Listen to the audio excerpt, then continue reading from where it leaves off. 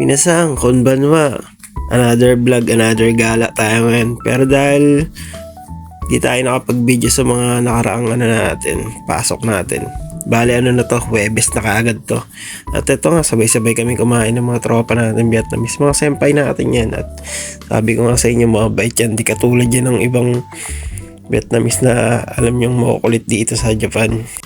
At sa tulong din nga ng dalawa na to, medyo nakakasayang nihonggo natin kasi pipilitan tayo makipag-usap sa kanila sa araw-araw. Sila yung kasama natin eh. At kinabukasan nga, last day na, Biyernes na naman at papasok tayo. At eto, kinulit-kulit ko muna to si Tuan habang paalis tayo. By the way, ako nga pala si Joel, TITP dito sa Japan.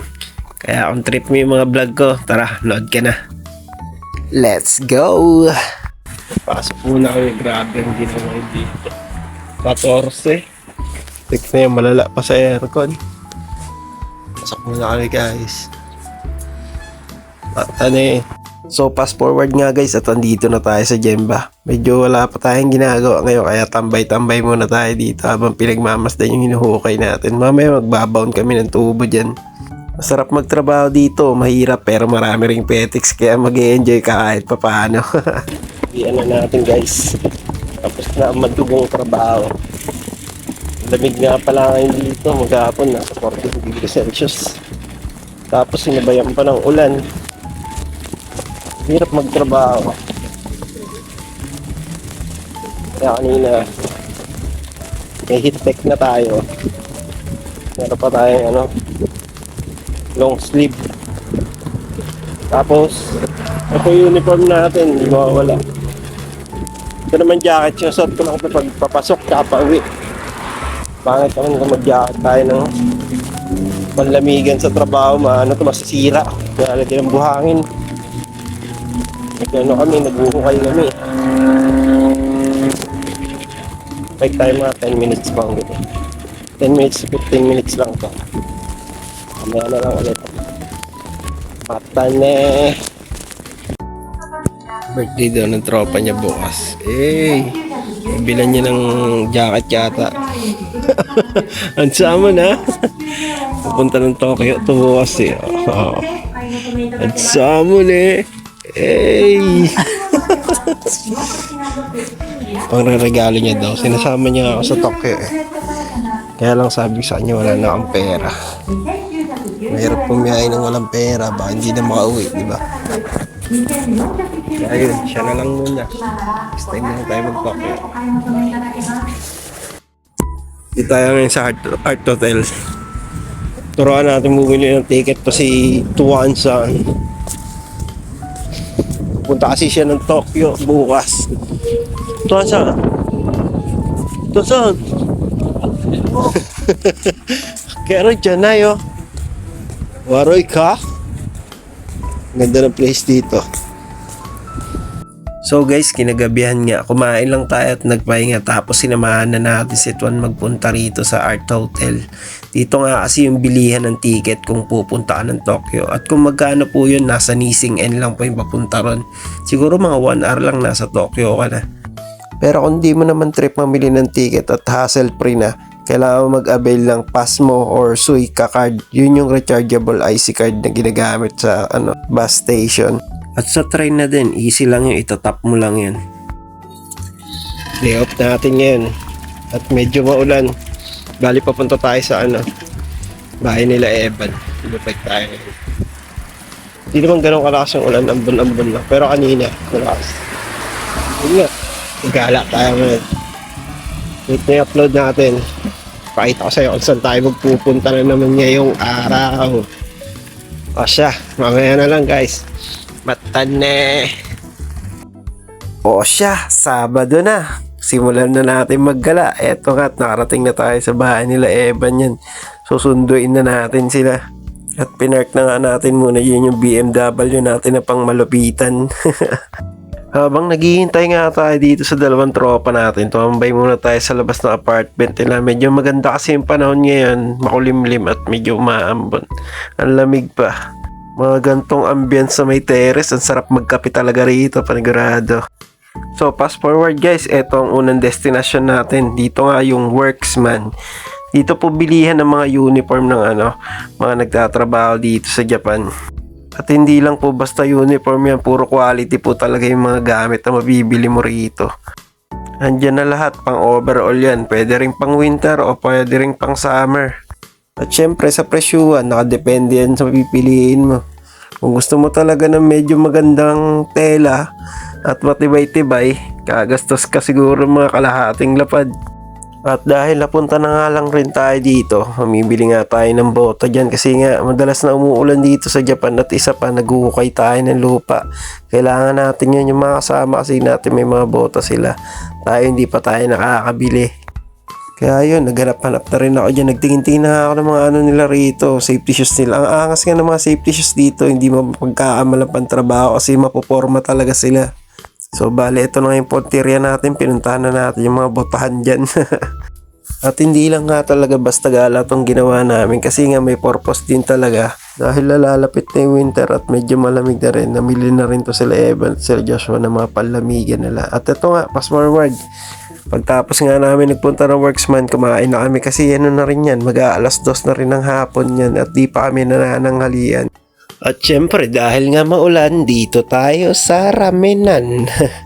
At isa pang bagay kasi ito lang yung malapit-lapit sa bulsa natin. Medyo mura nga lang yung mga pagkain dito at the best naman talaga yung lasa. Kaya nakatipid ka na, busog ka pa.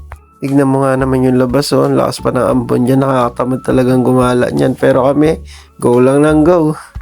Kasi nga stress na stress tayo sa trabaho natin tas 2 araw lang tayo magde-day off, di mo pa susulitin, igala mo na ng igala, di ba? O siya, tama na muna ang kwentuhan. Masamang pinaghihintay ang pagkainan. Thank you Lord sa pagkain na naman na ito. Kahit bugbog ang utak at isip natin dito sa Japan, kahit pa paano may nakakain pa rin tayo, di ba? At syempre, malaking pasasalamat din natin to kay Lord kasi nga ginagabayan niya tayo rito sa araw-araw kahit na ang hirap ng sitwasyon natin dito. Hindi talaga madaling kitain ng pera dito sa Japan. Talagang sulit ang bawat oras, tagaktak talaga ang pawis mo. Sabi nga nila, umaga pa lang parang hapon na kaagad eh. Pag umpisa pa lang ng trabaho, bugbog na agad yung buong katawan mo. 2 hours pa lang yung nakakalipas mula sa pagpasok mo, parang alas 5 na yung pakiramdam mo talaga. Alam mo yung pakiramdam na ang tagal ng uwian, ganun yun. So bale, pagtapos nga namin kumain, dumiretso na kami dito sa pangalawang destinasyon natin, ang Sanki. Ang angas nga dito, bilihan dito ng mga appliances, electronics, gadget o kahit ano pa man gusto mo sa bahay mo, andito na lahat yan. Kumbaga sa Pinas yung mga pinuntahan nga natin ngayon ay parang mga SM, no? Sa lawak nga nito, mahihilo ka talaga dyan sa kakapili, sigurado.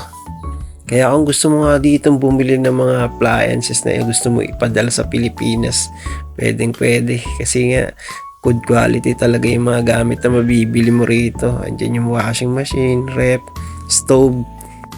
Lalong-lalo na yung mga naglalakihang flat screen TV dyan, no? May engganyo ka talaga eh. Sobrang linaw. Ang ganda ng graphics eh. Pero saka muna natin intindihin yung mga luho-luho na yan. Kailangan muna natin mag-ipon dito at mamuhunan. Kasi nga bago pa lang tayo dito sa Japan at kasalukuyan pa lang tayo nagbabayad ng mga utang natin bago tayo nakapunta rito.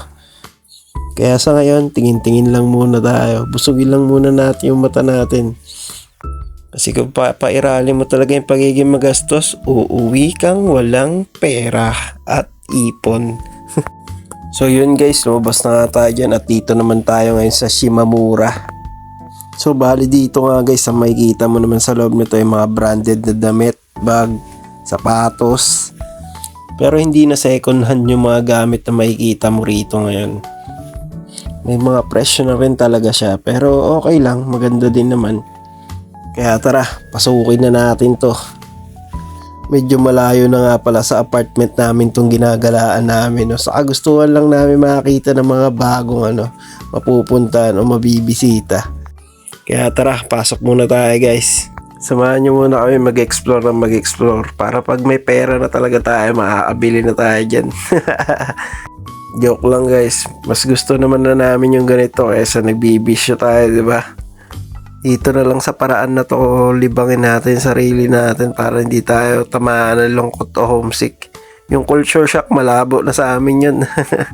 Tulad na lang nga nito, kinabukasan linggo, nag-food trip na naman kami ni Evan. Nagpunta nga kami dito sa bilihan ng fried chicken. Tikman natin kung masarap yung mga fried chicken nila rito. Kung pupunta ka ng 7-Eleven dito sa Japan at sa Family Mart, meron ka mabibili ng manok doon. Masarap din siya, pero ngayon susubukan naman natin to dito. Sabi nga ni Evan yan, tignan natin kung kaninong manok yung mas masarap. Sobrang nakakagutom nga sa loob nito at ang ganda ng ambience. So pagkatapos nga niya, nagpasama na tayo kay Evan para magpaturo tayo, magpa-print tungkol nga sa lisensya natin kasi nga may kulang tayo requirements at ngayon lumabas na yung resulta. Mapapaprinta natin para magamit natin sa susunod na schedule natin. Kaya ito, nagpunta nga kami ng Family Mart. Ito malapit na lang sa apartment natin to, isang kanto lang. Nandito na agad tayo sa Family Mart. Kaya shoutout kay Evan, napakasipag nga nito. Pag diyaya natin to, sinabihan natin, agad-agad pupunta yan. Kumbaga superhero to si Evan, one call away lang talaga to eh. Kaya hayaan mo ba, pag nakuha ko yung lisensya ko, igagala kita ng igagala. Baka bawi man lang sa'yo. Actually, meron na talaga kami mga planong puntahan kapag nakuha namin yung sasakyan ko. Kaya wish me luck, minasang sana makapasa tayo sa exam natin para makagala naman tayo sa ibang lugar. Mapuntahan man lang natin yung Disneyland. At masubukan naman natin makapag-nature trip dito sa Japan para mapakita natin sa inyo yung magagandang view rito. So yun nga guys, hanggang dito na lang to. Sana nag-enjoy kayo sa panonood. At kung trip nyo nga rin makapunta rito sa Japan, mag-aaral lang kayo ng Nihongo at magkita-kita tayo dito guys. Hihintayin ko kayo. Diyan eh. So ito ang ating agency at ang ating school. At nandito na rin ang mga taong kailangan nyong hanapin para makapunta kayo dito sa Japan. Chikai made, sayonara, sostigo, sityo, arigatou gozaimashita.